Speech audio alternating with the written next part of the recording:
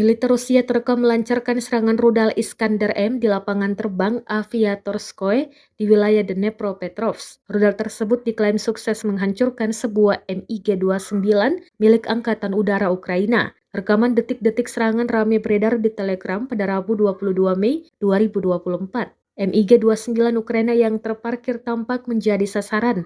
Drone pengintai Rusia juga merekam dahsyatnya ledakan pada pesawat-pesawat tempur milik Ukraina. Beruntung tak ada korban jiwa yang dilaporkan dalam serangan ini. Diketahui rudal balistik jarak pendek Iskander telah menjadi hal yang umum dalam serangan Rusia terhadap Ukraina, terutama karena rudal tersebut dapat menempuh jarak sekitar 300 mil.